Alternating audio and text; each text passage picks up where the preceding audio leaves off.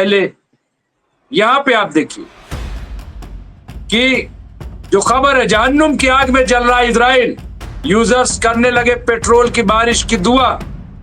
ये देखिए यहां पे आप देखिए किस तरह की खबरें आ रही हैं।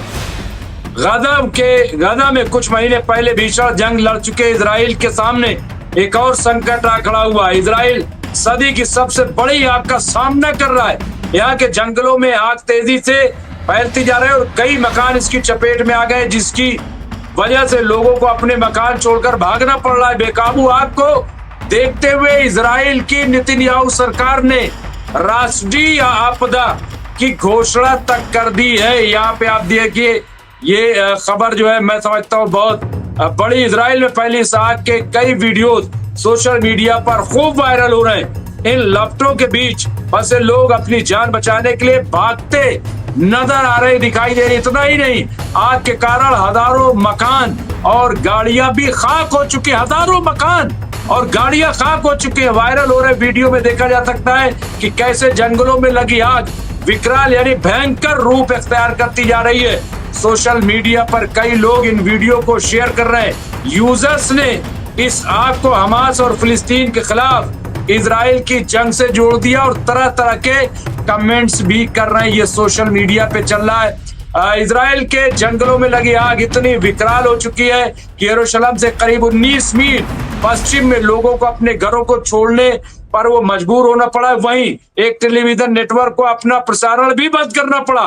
कहा जा रहा है कि यहाँ चल रही रेतीली हवाओं की वजह से आग और भड़क रही और तेजी से फैल रही। इस बीच इजराइल ने आग पर काबू पाने के लिए सेना को उतारा है। वायरल वीडियो में सेना के हेलीकॉप्टर को भी देखा जा सकता है। तो इस तरह की ये खबरें आप देखिए, बहुत बड़ी खबर, बहुत इंपॉर्टेंट खबर मैं ले लेता हूं मेहमान जो हमारे साथ जुड़ गए हैं, फिरोज अहमद बख्श साहब को, और उसके बाद मैं चर्चा करूंगा। बहुत जरूरी है, लेकिन ये भी बहुत बड़ी बात है। देखिए मैं मजाक नहीं उड़ाता किसी का, किसी कोई अगर परेशान है, कोई उसमें आम आवाम है, मैं कभी उस पे खुशी का इजहार नहीं करता। लेकिन यूजर्स क्या कर रहे हैं, कमेंट में लोग क्या कह रहे हैं, आप देखिए कि अब याद आया गजा के मजलूम याद आए, गजा के बेघर लोग याद आए। कितने बम बरसाए, 40,000 फिरोज बख्श साहब, 40,000 बम बरसाए गए और 70,000 वहां की जो मकामी रिपोर्ट है 70,000 लोग मारे गए, जिनमें से 17-18,000 बच्चे। और अब भी 60 दिनों से नाकाबंदी है। यूएनओ की रिपोर्ट आ गई, रिपोर्ट आ गई, तमाम तरह की रिपोर्टें मौजूद हैं। लेकिन हाय अफसोस कि चलिए अमेरिका और इजराइल को नहीं समझ में आ रहा है, लेकिन हमारे मुस्लिम ममालिक जो इस्लाम का दम भरते हैं, बहुत बड़े इस्लामी है, कुरान तकसीम करते हैं। साहब कुरान ले जाओ, कुरान क्या होगा, कुरान क्या काम आएगा कुरान ऐसे में जब अमल ही नहीं करोगे तो? क्या ये नहीं लग रहा है कि बकवास है? लेकिन सबसे पहले जो इस वक्त इजराइल में, और मैं तारुफ करा दूं हमारे साथ जो जुड़े हुए हैं इस वक्त, हमारे जो गंगा जमनी तहजीब की अलामत के तौर पर भी ने आप देख सकते हैं फिरोज अहमद बख्श साहब को, और वो खुद को राष्ट्रवादी मुस्लिम स्कॉलर भी वो कहते हैं, और जाहिर है कि कॉलम निगार है और हिंदुस्तान की सियासी सरगर्मियों में वैसा इन्वॉल्वमेंट नहीं है जैसा कि नेता करते हैं, लेकिन एज ए दानिश्वर उनका अपना एक नजरिया है, तो वो सब आप जानते हैं। लेकिन सबसे इंपॉर्टेंट कि मिडिल ईस्ट पर आपकी बड़ी गहरी नजर, बड़ी अच्छी नजर है, और वो उस पर खुलकर अपनी बात कहते हैं। कल जब आप वाकया सुना रहे थे अपनी वालदा का, तो मुझे वाकई याद आता है कि कितना मजालिम, ये कोई 7 अक्टूबर 2023 का वाकया नहीं है, यानी ये जुल्म का एक तवील सिलसिला है फिरोज बख्श साहब। लेकिन फिलहाल मैं जो इस वक्त इजराइल के अंदर देखने में आ रहा है, क्योंकि बड़ी खतरनाक तस्वीर सामने आ रही, बहुत ही डरावनी तस्वीर सामने आ रही। यहाँ पे बताया जा रहा है इजराइल के जंगलों में भड़की आग के वीडियो सोशल मीडिया पर कई लोगों ने अलग अलग कैप्शन के साथ अपलोड किए हैं। इसमें यूजर दो दलों में बटे नजर आ रहे हैं। एक यूजर ने लिखा लाखों लोग प्रभावित हैं, शहर खाली करवाए जा रहे हैं और स्वतंत्रता दिवस कार्यक्रम रद्द कर दिए गए हैं, कृपया इजराइल के लिए प्रार्थना करें, उनके लिए प्रार्थना करें। एक यूजर ने लिखा रेत का तूफान, जंगलों में लगी आग, ये वो जख्म तो नहीं भर जाएगा जो फिलिस्तीन के मासूम बच्चों को इजराइल ने दिया, अल्लाह करे उस जख्म का एहसास इनको भी हो। एक यूजर ने लिखा कोई ताकत काम नहीं आ रही, अल्लाह इनको भी उसी तरह तड़पाना जैसे इन्होंने फिलिस्तीन के लोगों को तड़पाया और मारा। एक अन्य यूजर ने वीडियो पोस्ट करते हुए लिखा इजराइल पहला देश होगा जो बिना लड़े तबाह हो जाएगा। एक यूजर ने लिखा इजराइल में हमें जहन्नुम की आग दिखाई दे रही है जिस पर अभी तक कोई काबू नहीं पाया जा सका। ये यूजर्स फिरोज बख्श साहब लिख रहे हैं, इस तरह के कमेंट आ रहे हैं। जब जी जला होता है तो इस तरह की चीजें आती हैं, हम सब जानते हैं। जी फिरोज बख्श साहब, लेकिन आप क्या कहेंगे, क्योंकि हालात बड़े धमाका खेज हैं और कोई ताकत काम नहीं आ रही वहां। फिरोज बख्श साहब, सबसे पहले तो शुक्रिया कि आपने मुझे याद किया। इत्तेफाक से मैं इस वक्त राजकोट में बैठा हुआ हूँ, कुछ अहम मीटिंग है, प्रेस कॉन्फ्रेंस है, कल उसमें मुझे जाना है, लेकिन मैं समझता हूँ उतना ही अहम आपका ये प्रोग्राम है, लिहाजा मैंने कहा कि मैं जितनी देर भी शामिल हो सकता हूँ उसमें इंशाल्लाह शामिल। पहली बात हैविंग सेड थोड़ा और लाउड कर दे, थोड़ा सा लाउड थोड़ा बोल। एक मिनट, क्या अब मेरी आवाज आ रही है आपको साफ? जी जी अब अच्छी आ रही जी। नहीं, मैं सिर्फ इस बात को उजागर करना चाहता हूँ कि आज मैं दिल्ली से नहीं कर रहा है प्रोग्राम, ये मैं राजकोट से कर रहा हूँ, गुजरात से। और एक बहुत अहम मीटिंग मुझे कल जो है प्रेस कॉन्फ्रेंस मैनेज करनी है, तो उतना ही अहम मैं समझता हूँ जो आपका टॉपिक है वो है। लिहाजा मैंने यही फैसला किया कि मुमताज साहब का जो चैनल है जितना भी वक्त दूं मैं आज उसको वक्त दूंगा। तो ये तो पहली बात है। दूसरी बात यह है कि बहुत सी बातें जो मैं कहना चाह रहा था, बहुत सी चाहे ना हो, चंद बातें, उसमें से कई बातें आपने अभी कह दी, जिसको अंग्रेजी में कहते हैं you deprived me of the words in my mouth. लेकिन चूंकि ये एक ऐसा इशू है आपने उठाया हुआ है, ये चैनल वैनल के लिए नहीं उठाया हुआ, एक इंसानियत के लिए। देखिए हम सब में बहुत से लोग ऐसे हैं जिनके अंदर इंसानियत का जज्बा जो है, मैं कोई यानी I am not beating your और माई ओन ट्रम्पेट, लेकिन ये है हम अल्लाह का शुक्र है उन इंसानों में से हैं कि जिनके अंदर कि दूसरे किसी को तकलीफ पहुंचती है तो हम कोशिश ये करते हैं अपने को 10 गुना तकलीफ देकर उसकी 1 गुना तकलीफ कम कर दें। हमारी नेचर ऐसी है, ठीक है। अभी आपने जिक्र किया कि इसराइल में जो है जो भी तकलीफ वहाँ पे लोगों को उठानी पड़ रही है, भाई है तो वो भी अल्लाह की ही मखलूक, अल्लाह के ही बंदे हैं। ये है कि भटके हुए हैं, लाइल्म हैं, ठीक है। और ये है कि फ़लस्तीनियों से दुश्मनी का एक जज्बा रखते हैं। मैं नहीं समझता कि सारे इसराइली फ़लस्तीनियों के दुश्मन होंगे, बहुत से उनके साथ भलाई और हमदर्दी का भी जज्बा रखते होंगे। अच्छा, मैं आपने चंद लोगों की जो इंटरनल फीलिंग थी, जो अंदरूनी उनके एहसासात थे, उनको भी आपने बताया कि किसी ने मतलब बद्दुआ दी, किसी ने ऐसे कहा, किसी ने ये कहा ये तो होना था, और ये कि इसराइल शायद एक यूनिक इस तरह का एक ममलिकत हो कि शायद जो जंग लड़े बिना ही हार जाए। ये सारी बातें आती हैं, बिल्कुल सही कहा आपने। जब दिल में तकलीफ होती है, जब दिल जला हुआ होता है, फूका हुआ होता है, तो इस तरह के एहसासात दिल में आते हैं। और ये इंसान है, हम कोई फरिश्ते नहीं हैं, ठीक है।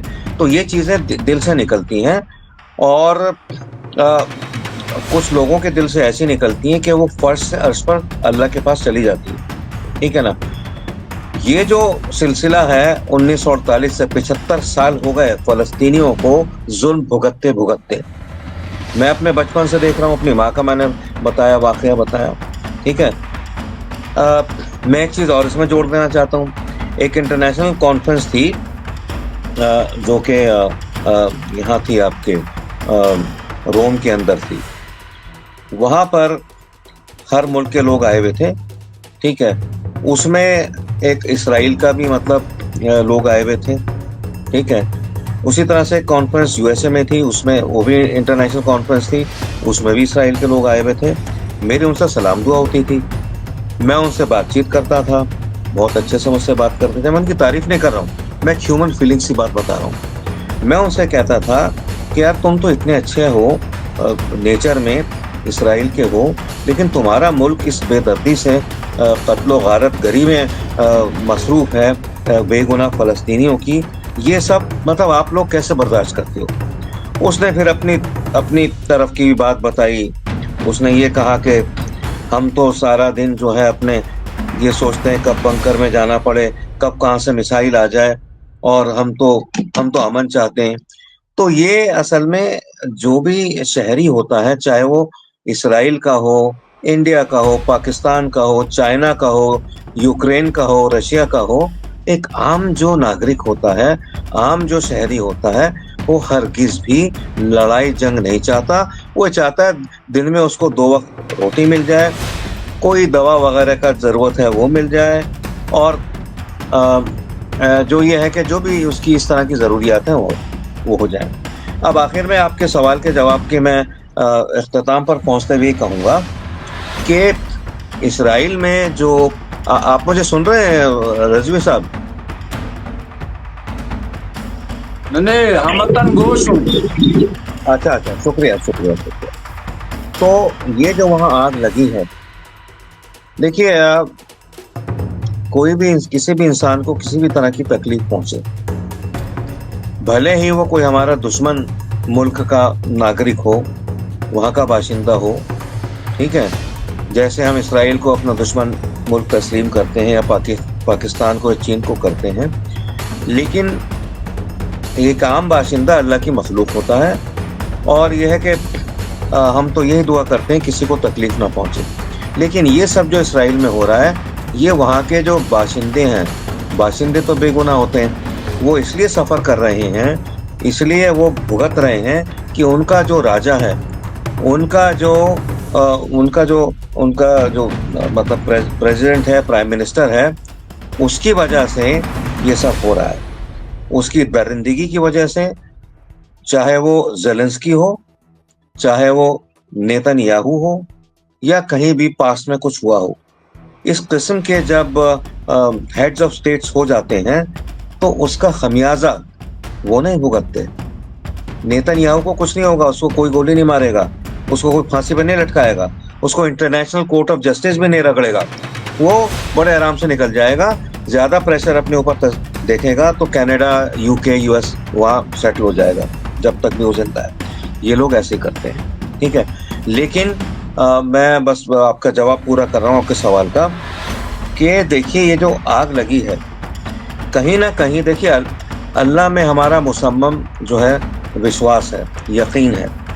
हम जो भी कुछ हैं अल्लाह की वजह से हैं, और अल्लाह जो है सारी दुनिया को, सारे मज़ाहिब को, सबको चलाता है। सबसे बड़ा सुपर से भी ऊपर जो कंप्यूटर है अल्लाह का है, वो आपका भी हिसाब रखे हुए है, वो मेरा भी हिसाब रखे हुए, वो एक यहूदी बाशिंदे का भी हिसाब रखे हुए, एक हिंदुस्तानी, पाकिस्तानी, चीनी, अमेरिका के भी हिसाब रखे हुए।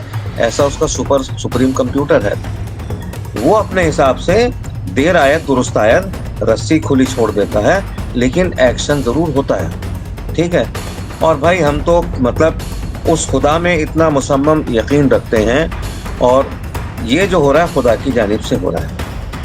वो बेचारे जो बात एक मिनट फिरोज बख्श साहब, ये जो बात आप कह रहे हैं, देखिए यूनुस चुड़वारा साहब ने एक अपडेट दी है, और ये बहुत बड़ी बात है, बहुत अहम बात है, और ये गौर तलब है। हालांकि इस तरह की बातें आती हैं, लेकिन इन्होंने कहा है कि एक इजरायली पत्रकार ने बताया कि ये आग जमीन में से निकल रही है, और उसने वीडियो भी दिखाया है। उसने कहा कि मैंने देखा है कि जंगल में जमीन से आग के शोले निकल रहे हैं।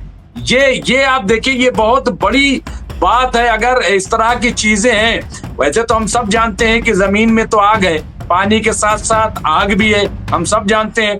अब कहां से क्या निकल आए ये अल्लाह की मर्जी। लेकिन अगर ऐसा है तो क्या ये माना जाए? और जैसा कि एक साहब ने, एक यूजर ने ये कमेंट किया कि ये पहला मुल्क होगा जो बगैर लड़े हार जाएगा। फिरोज बख्श साहब, जो हालात है, क्योंकि वहां इमरजेंसी नाफिज कर दी गई है, और कई शहर खाली करा लिए गए, कई शहर, और 2-3 मुल्क मदद भी कर रहे हैं। इसके बावजूद वहां पे हालात काबू में नहीं है, लोग भाग रहे हैं, बेघर हो गए, और 4 लाख तो कल ही लोग खाली हो गए थे, आज तो और बड़ी तादाद बढ़ गई। यानी इतने लोग, क्या कहेंगे फिरोज बख्श साहब, ये वाकई बहुत बड़ा लम्हा है।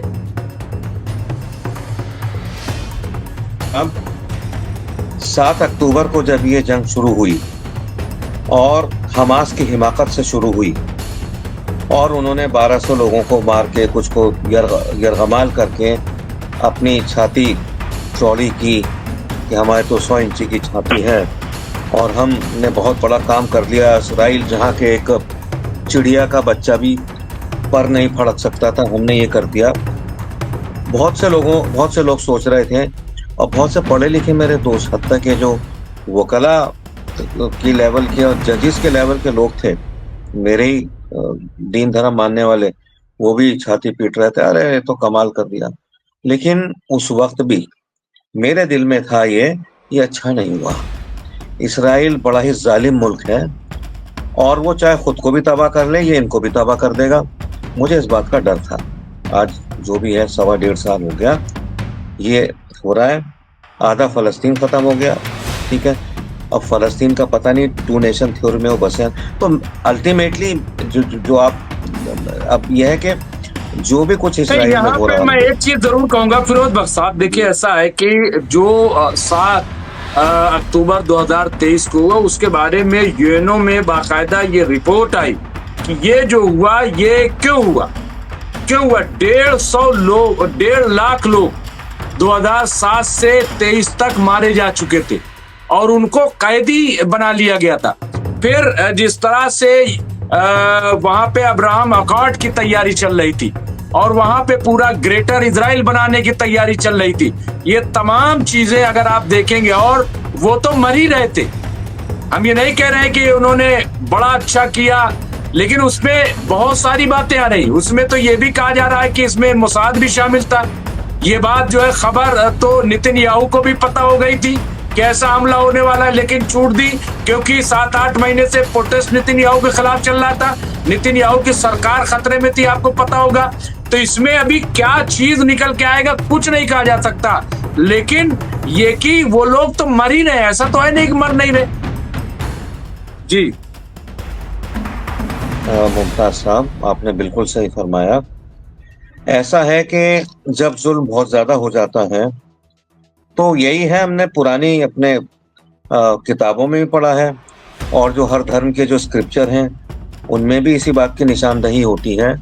और जो वैदिक धर्म है उसमें भी यह है कि भगवान किसी का रूप लेकर के धरती पे आता है, और जो ज्यादा जहाँ जुल्म होता है वो कहीं ना कहीं वो अब जैसे आप कह रहे हैं आग निकल रही है जमीन में से, तो ये वही है कि भगवान धरती पे आग का रूप लेके आ गया है।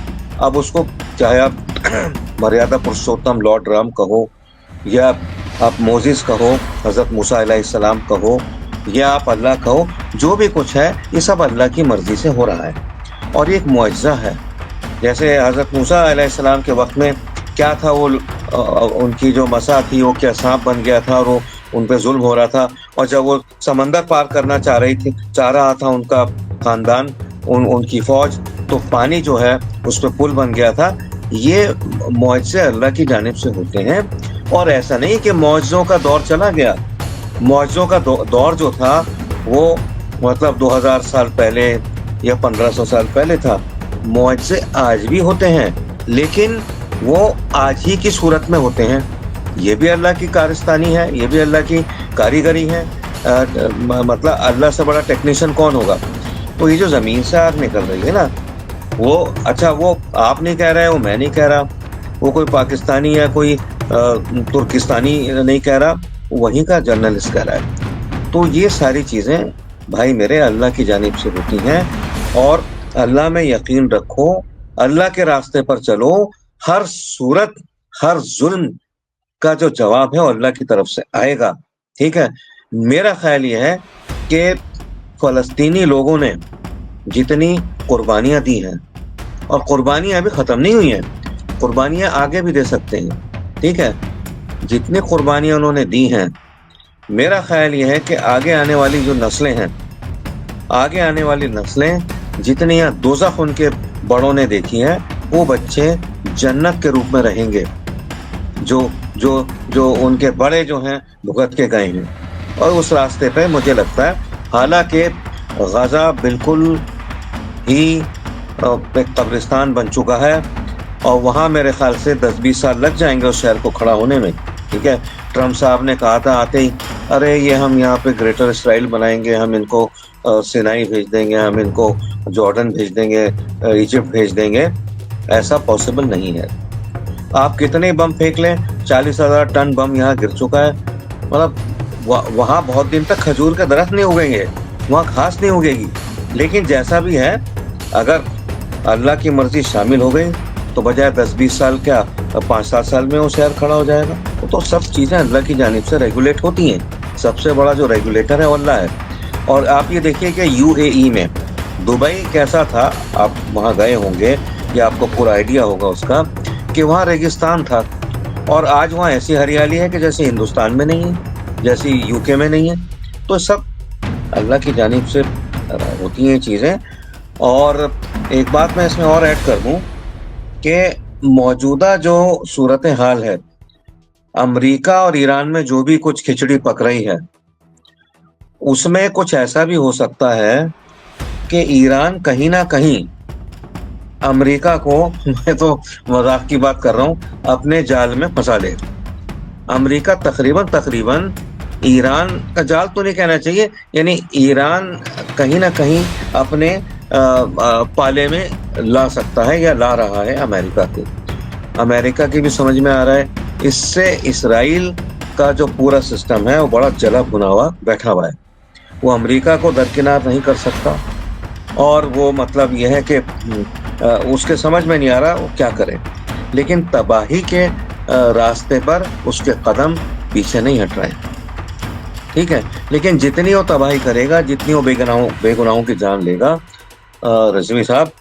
और यहाँ कैप्टन शमशाद आलम साहब ने एक अपडेट की है और उन्होंने बताया है कि मुमताज भाई, जेरूशलम और तिल अवीव के बीच की दूरी करीब 70 से 75 किलोमीटर है और ये इलाका धुआं से ढका हुआ है। इस वक्त आदमियों को, वहाँ के लोगों को सांस लेने में तकलीफ हो रही है।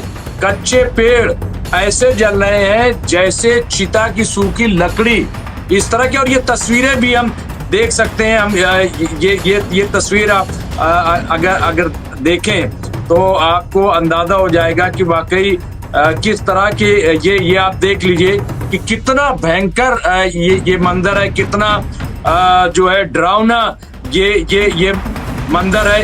नहीं, बिल्कुल